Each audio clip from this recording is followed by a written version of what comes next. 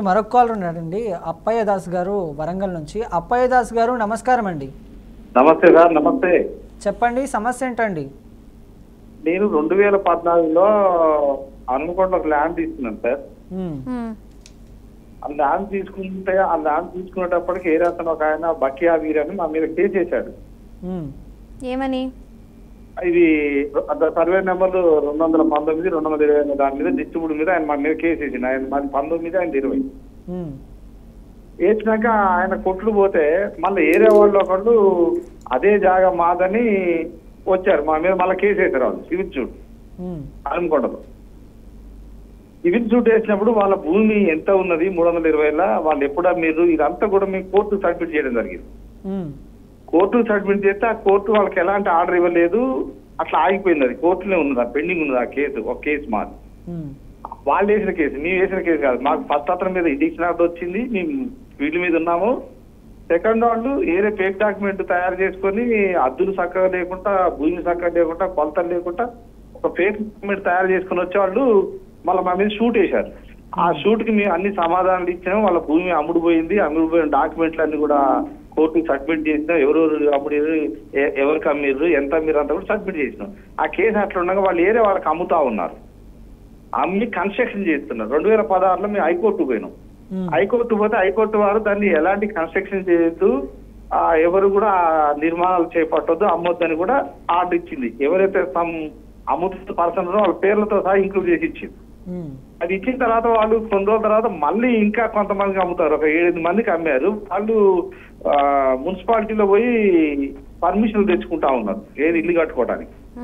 ఈ పర్మిషన్లు తెచ్చుకోవడానికి మేము 2015లోనే మున్సిపాలిటీకి ప్లస్ రిజిస్ట్రేషన్ ఆఫీస్ లో ఒక అప్లికేషన్ ఇచ్చాము. ఈ పలానా సర్వే నెంబర్ల కేసు ఉంది, ఇది కోర్టులో కేసు నడుస్తుంది, రిజిస్ట్రేషన్ చేయొద్దు, మీ పర్మిషన్ లేదని కూడా చెప్పాము. ఆ చెప్పిన దాన్ని అట్లా ఉంచి వాళ్ళు అట్లా పర్మిషన్లు ఇస్తే మళ్ళీ మేము హైకోర్టు డైరెక్షన్ పోయి ఎవరైతే పర్మిషన్లు తెచ్చుకున్నారో వాళ్ళందరూ క్యాన్సిల్ చేశాం. ఈ క్యాన్సిల్ చేసిన దాన్ని వాళ్ళు జీపే చేసినప్పుడు బతికుండగానే మనుషులు 3 జీపే చేశారు మేడం. ఫస్ట్ నేను అనుకున్నాం, నేను ఒకరికి జీపే ఇచ్చిన, మళ్ళా నేను ఇంకోసారి ఇంకోళ్ళు జీపే ఇచ్చిన. నేను ఇచ్చిన ఆయన బతికే ఉన్నాడు, తీసుకున్న ఆయన బతికే ఉన్నాడు. అది మళ్ళీ అట్లా ఇవ్వచ్చా మేడం 3 జీపేల వాళ్ళు?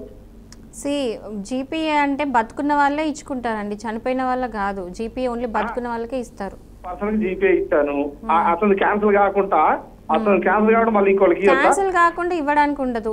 ఎవరైతే ఇచ్చిండ్రో జీపే ఫస్ట్ అది వెనక్కి తీసుకోవాలి. ఇప్పుడు ఎవరైతే ఫస్ట్ పర్సన్ ఒక జీపే 1 ఎకరం ఇచ్చినా అనుకున్నాం, లేదా ఒక 50 గుంటలు 50 గజాలు 100 గజాలు నేను ఇచ్చిన, అతను కొంత భూమి అమ్మిండు అనుకున్నాం. ఇంకో పర్సన్కి ఇచ్చాడు, అతను క్యాన్సిల్ చేసుకోవాలిగా. నేను అట్లా క్యాన్సిల్ చేసుకోవడం వాళ్ళు అట్లా నడుపుతారు. ఇప్పుడు వాళ్ళ మున్సిపాలిటీ నుంచి కమిషనర్ కి లెటర్ పెట్టించి అన్ని ఏదైతే పర్మిషన్లు ఉన్నాయో క్యాన్సిల్ చేసినాం మేడం. వాళ్ళు సర్వే చేసుకోవాలని వరంగల్ సివిల్ కోర్టులో వేశారు దావా వేస్తే జడ్జి గారు ఏమన్నారంటే, బాబు మీ భూమి లేదనేది ఇక్కడ తెలుస్తుంది, మీకు అసలు సర్వే ఎక్కడ పెడతాం, మీకు సర్వేకి మేము యాక్సెప్ట్ చేయం, మీది అని కొట్టి వేసింది. మేనేజ్ చేసుకుని ఒక సిఏ గారు ఎక్కడ ఏమంటాడు, ఫస్ట్ నువ్వు గొలిపించుకోరాదా అంటాడు. ఇదంతా భూమి అంతా వచ్చేసి మనకి హౌస్ పర్పస్ ప్లాట్లకు వచ్చేసింది మేడం. ఇప్పుడు సర్వే పెట్టమంటే ఇటు జరుగుతుంది అటు జరుగుతుంది, దాన్ని ఎట్లా యాక్సెప్ట్ చేయాలి మేము? మాకు అమ్మిన వాళ్ళు ఉన్నారు, వీళ్ళకి అమ్మిన వాళ్ళు అసలు ఫస్ట్ మౌలేరు అంటే ఆయన తప్పు చేసిన ఆయన తమిళేరు, ఆయనే ఎట్లా ఉన్నదో డాక్యుమెంట్లు చూపెట్టట్లేదు. ఇంత భూమి అని ఎక్కించుకుండు, 90 ముస్లిం వాళ్ళ భూమి 66లోనే ఎక్కించుకున్నాడు. 83లో ఎక్కించుకున్న భూమి ఏమో ఆయన గదాల లెక్క ఎక్కించుకున్నాడు ఆయన పేరు మీద. అదే రోజు మళ్ళీ వాళ్ళ కొడుకుల పేరు మీద ఎక్కించిండు, గుంటల్లో ఎక్కించిండు. అంటే 69 గజాల చిల్లర, అంటే 6,900 గజాల చిల్లరే ఫస్ట్ రిజిస్ట్రేషన్ చేసుకున్నాడు మేడం ఆయన. అది గుంటల లెక్క చేస్తే 1 ఎకరా 17 గుంటలు వస్తుంది. మళ్ళీ రిటర్న్ తీసుకునేటప్పుడు ఆయన గుంటల్లో తీసుకున్నాడు, 1 ఎకరా 35 గుంటలు తీసుకున్నాడు. అంటే ఇక్కడనే తప్పు చేసిండు. అసలు ఆయనకి భూమి ఎట్లా వచ్చిందో చెప్పట్లేదు. ఇక్కడ ఉన్న వాళ్ళ మీద వాళ్ళు సర్వే నెంబర్ డిఫేస్ అని కొంత పొలిటికల్ ఉపయోగించి అడగలేదా ఎట్లా వచ్చిందని? ఆర్టీఐ వేసి అడగలేదు ఎట్లా వచ్చిందని? అది అడుగుదామని వేసాము, అది రిజల్ట్ తీసుకోలేదు. ఆర్టీఐలో ఫస్ట్ వేయండి, ఇంకోటి ఇంత లిటిగేటెడ్ ల్యాండ్, ఫస్ట్ క్వశ్చన్ ఏంటంటే పొజిషన్లు ఎవరున్నారు ప్రాపర్టీలో? పొజిషన్ ఎవరున్నారు ప్రాపర్టీలో? మేమే ఉన్నాం. మీరున్నట్టు నేను భూపాలపల్లిలో ఉంటాను, వాళ్ళు వరంగల్లో ఉంటారు. ఏదో ఒక రోజు షెడ్ కడతారు, మేము పోయి కూల కొడతాం. ఓకే, పొజిషన్ అయితే మీరు ఉన్నారు క్లియర్గా. ఉన్నాం. అయితే మీరు ఇప్పుడు ఇది ఇంత లిటిగేషన్ ఉంది కాబట్టి అసలు ఆ ప్రాపర్టీ సర్వే నెంబర్ ఏదైతే ఉందో బ్లాక్ లిస్ట్ లో ఉందా, నార్మల్గా ఉందా? నార్మల్లే ఉంది మేడం. ఫస్ట్ ఆ బ్లాక్ లిస్ట్ లో పెట్టియండి, రిజిస్ట్రేషన్స్ అన్నీ ఆగుతాయి. ఇది మొత్తం పేచి తేలేదాకా కూడా ఆ బ్లాక్ లిస్టులు ఉంటాయి, ప్రాహిబిటెడ్ లిస్టులు ఉంటాయి. ఏంటంటే ఇంకా ఫర్దర్ లిటిగేషన్ కాకుండా, ఫర్దర్ అట్లీస్ట్ రిజిస్ట్రేషన్స్ కాకుండా ఉంటాయి. ఎందుకంటే మీరు అన్నట్టు 7-8 రిజిస్ట్రేషన్స్ అవ్వడం టూ మచ్. ఏదో 1, 2, 3 విన్నాను కానీ 7-8 అయితే ఫస్ట్ టైం వింటున్నా. సో ఫస్ట్ అది ప్రాహిబిటెడ్ లిస్ట్లో పెట్టించండి, ఫర్దర్ రిజిస్ట్రేషన్స్కి అవ్వకుండా. అండ్ ఈ మొత్తం డిస్ప్యూట్ అంతా తేలేదాకా కూడా అది ఇంకా ఫర్దర్ రిజిస్ట్రేషన్స్ కాకుండా, ఇంకా ఈ ప్రాపర్టీ ఏదైతే ఉందో వేరే వాళ్ళ పేరు మీద మార్చకుండా ప్రాహిబిటెడ్ లిస్ట్లో ఫస్ట్ పెట్టివ్వండి. ఎంఆర్ఓకి అప్లై చేసి, ఎంఆర్ఓనే ఫస్ట్ ఇప్పుడు మీరు వెళ్ళి ఇట్లా ఉంది అని చెప్పేసి ఒక రిప్రజెంటేషన్ ఇవ్వండి, ఇట్లా ఇష్యూ ఉంది అని చెప్పేసి. సో ఎంఆర్ఓ తనని తానే ఇది ప్రాహిబిటెడ్ లిస్ట్లో పెట్టాలి. ఎందుకంటే లాట్ ఆఫ్ డిస్ప్యూట్ లిటిగేషన్ ఉంది కాబట్టి ఆటోమేటిక్ ప్రాహిబిటెడ్ లిస్ట్ రావాలి. లేదా ఒకవేళ రావట్లేదంటే మీరు ఈవెన్ హైకోర్టు కూడా అప్రోచ్ అవ్వచ్చు. And is too complicated. మీరు వెళ్ళి డాక్యుమెంట్స్ అంతా ఫస్ట్ వెళ్ళి సివిల్ సూట్ ఏదైతే ఉందో ఏవైతే ఉన్నాయో మీ తర్వాత అయినా అన్ని సేల్ డీడ్స్ కూడా క్యాన్సిలేషన్స్కి అడగండి. సో ఏవైతే సేల్ డీడ్స్ ఉన్నాయో ఆ సేల్ డీడ్స్ అన్నీ కూడా మీరు ఒక సర్టిఫైడ్ కాపీస్ తీపియండి ఫస్ట్. అంటే మీ తర్వాత ఎన్ని ఉన్నాయో ఏవైతే రిఫ్లెక్ట్ అవుతున్నాయో మీకు తెలిసినంత మటుకు ఏ సేల్ డీడ్స్ అయితే మీరు క్యాన్సిలేషన్ అడుగుదాం అనుకుంటారో వాటి అన్నిటికీ సర్టిఫైడ్ కాపీస్ అంతా తీపిచ్చి ఆ సర్టిఫైడ్ కాపీస్ అంతా ఫేక్, ఫ్రాడ్ అని చెప్పేసి సివిల్ సూట్లో వేయండి. అవన్నిటికీ క్యాన్సిలేషన్ అడగండి. అండ్ దాంతోపాటు ఫోర్జరీ చేస్తున్నా అని కూడా అన్నారు. సో ఫోర్జరీ చేసినప్పుడు క్రిమినల్ కేసు వేసిండ్రా లేదా ఈజ్ ఆల్సో వెరీ ఇంపార్టెంట్. మీకు తెలుసు ఫోర్జరీ జరిగిందని, కానీ కామ్గా ఉంటే మాత్రం మీ సివిల్ సూట్ కూడా దాని మీద ఎఫెక్ట్ పడుతుంది. ఎందుకంటే ఒకసారి ఫోర్జరీ జరిగిందంటే కామ్గా ఉండద్దు, ఎందుకంటే అది అంతా క్రిమినల్ నేచర్. ఫోర్జరీ అనేది సివిల్ మ్యాటర్ కాదు, ఫోర్జరీ అనేది క్రిమినల్ మ్యాటర్. సో క్రిమినల్ మ్యాటర్కి ఏం చేయాలి, సివిల్ సూట్ కాదు, దానికి కంపల్సరీ క్రిమినల్ కేసు పెట్టాలి. మీరు కనుక క్రిమినల్ కేసు పెట్టకపోతే సివిల్ కోర్టుకి వెళ్ళినప్పుడు ఇది కన్సిడర్ చేయరు. ఫోర్జరీ నాకేం పని అంటారు కోర్టులో. మీరు క్రిమినల్ కేసు పెడితే ఆ క్రిమినల్ కేసుని కన్సిడర్ చేస్తుంది సివిల్ కోర్టు. అర్థమైంది కదా? సివిల్ కోర్టులో అప్పుడు ఫోర్జరీ జరిగిందని చెప్పేసి దాని జరిగిన ఎంక్వైరీ ఇన్వెస్టిగేషన్లో ఫోర్జరీ అని తెలిసినప్పుడు, ఫోర్జరీ అని క్లియర్గా అర్థమైనప్పుడు కోర్టు ఏం చేస్తుంది అంటే సివిల్ కోర్టులో వాళ్ళందరినీ ఫోర్జరీ అని చెప్పేసి వాళ్ళు క్యాన్సిల్ చేసేస్తుంది ఆటోమేటిక్గా. So criminal case compulsory civil suit కూడా హెల్ప్ అవుతుంది. చాలామంది ఏం చేస్తారంటే ఫోర్జరీ జరిగితే కామ్ కూర్చుంటారు, సివిల్ సూట్ కదా సివిల్ సూట్లు వేసుకుందాం, కోర్టులు తేల్చుకుందాం అన్నట్టు ఉంటారు. కాదు, పోలీస్ కేసు పెట్టాల్సిందే. అప్పుడే మీకు ఈ కేసుకి అదొక యాడ్ ఆన్ అవుతుంది, ఒక అడిషనల్గా యూజ్ అవుతుంది. ఎస్. అయితే మేడం ఇందాక బ్రేకింగ్ న్యూస్ ఒకటి చూశాను. ఈ మధ్యకాలంలో మనం గత 2 రోజులుగా బీఆర్కే న్యాయవేదిక ప్రోగ్రాంలో మనం చేస్తూ ఉన్నాం. వీడికి సంబంధించి, ఎన్డీపీఎస్ యాక్ట్కి సంబంధించి, డ్రగ్స్కి సంబంధించి వాటి పరిణామాలు ఎలా ఉంటాయి, ఫ్యూచర్లో ఎలాంటి ఇబ్బందులు ఎదుర్కోవాల్సి ఉంటుందని మనం చేస్తూ ఉన్నాం. బట్ ఈరోజు అందిన తాజా వార్త ఏంటంటే మహీంద్రా యూనివర్సిటీలో డ్రగ్స్ వాడుతూ పట్టుబడ్డారు అని చెప్పేసి 1 కేజీ డ్రగ్స్ దొరికింది. And 45 grams of OG weed దొరకడం జరిగింది. అండ్ ఇదంతా దొరకడానికి గల కారణం ఒక రెస్టారెంట్ ఓనర్ అవ్వడం, అండ్ అక్కడ 50 మెంబర్స్కి పాజిటివ్ రావడం, అంటే స్టూడెంట్స్కి 50 మంది స్టూడెంట్స్కి గంజాయి పాజిటివ్ రావడం అనేది నిజంగా ఒక ఎలా చెప్పాలంటే ఒక బాధాకరమైన విషయం ఇది. అండ్ ఒక 4 అబ్బాయిని కూడా అదుపులోకి తీసుకోవడం కూడా జరిగింది.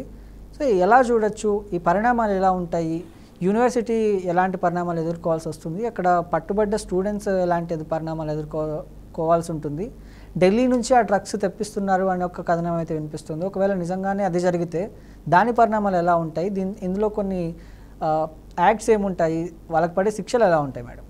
సో ఒకవేళ స్టూడెంట్స్ దగ్గర పర్సనల్ యూస్కి కనుక ఒకవేళ డ్రగ్ దొరికి ఉంటుంది, ఓజీనా లేకపోతే గంజాయి వాటెవర్, అంటే మెటీరియల్తో పని కాకుండా వెయిట్ చూస్తారు.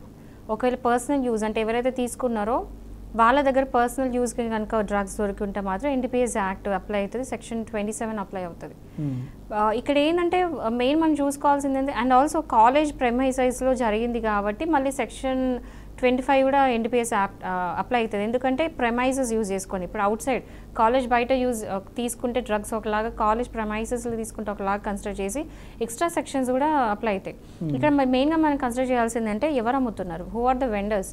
సో వెండర్స్కి పడే శిక్షలు ఎక్కువ ఉంటాయి. వీళ్ళకి 1 year దాకా శిక్ష పడే అవకాశం ఉంది ఒకవేళ students, but end of that అక్కడ స్టూడెంట్స్ లైఫ్.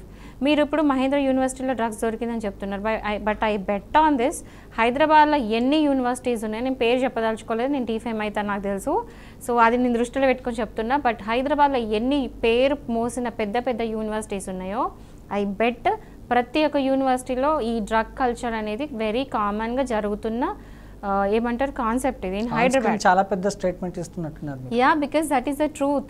ఎందుకంటే ఇప్పుడు మహేంద్ర యూనివర్సిటీ బయట పడ్డది, మిగతా యూనివర్సిటీని పేరు చెప్పా, బట్ మీరు ఎక్కడికైనా వెళ్ళి చూడండి ప్రతి ఒక్క యూనివర్సిటీలో drug culture is there. It has become very common. ఎందుకంటే ఈ వెండర్స్ అంతా ఏం చేస్తారంటే వాళ్ళు సెలెక్ట్ చేసుకునే అమాయకమైన స్టూడెంట్స్ని. సో అట్లాంటి పేరెంట్స్ భయపడని చెప్పట్లేదు, బట్ పేరెంట్స్ ఏంటంటే చూసుకోవాలి పిల్లలు ఏం చేస్తున్నారు, వాళ్ళ బిహేవియర్లో ఏమైనా చేంజెస్ వస్తున్నాయా, డ్రగ్స్ ఏమైనా తీసుకుంటున్నారా అని పేరెంట్స్ చూసుకుంటుండాలి. బట్ మహేంద్ర యూనివర్సిటీ, కొన్ని యూనివర్సిటీ నేను ఏదో చెప్పబోతున్నానో అవన్నీ కూడా రెసిడెన్షియల్ అవ్వడం వల్ల కొంతమంది పేరెంట్స్ తెలిసే అవకాశం లేదు.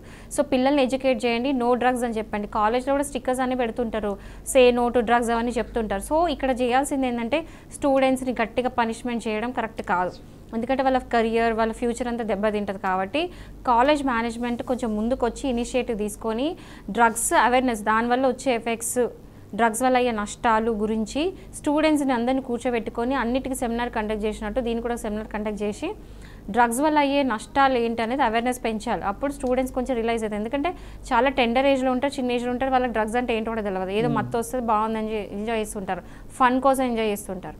సో ప్రతి ఒక్క యూనివర్సిటీలో ఈ అవేర్నెస్ తీసుకొస్తే మేబీ చేంజెస్ ఉంటాయి. Same time parents be aware, మీ పిల్లలు ఏం చేస్తున్నారని చూసుకుంటుండండి, మేబీ కొంచెమైనా వర్కౌట్ అవుతుంది. దీన్ని అరికట్టడం ఎలా అంటారు మేడం? పోలీసుల పాత్ర కావచ్చు, లేకపోతే పోలీసులు ఎఫిషియెంట్గా పనిచేస్తున్నారు. I will not insult the police department. Police department is working well, ఎందుకంటే డ్రగ్స్ అనే విషయంలో they are taking serious action. So వాళ్ళు తీసుకుంటున్నారు కాబట్టి నేను కమెంట్ చేయదలుచుకోలేదు. కానీ ఎంతని ఎక్కడో కార్నర్స్లో జరిగేది వాళ్ళకి ఎలా తెలియదు కదా, ఇట్లా ఏదో ఒక లీడ్ దొరకబట్టి పట్టుకుంటున్నారు.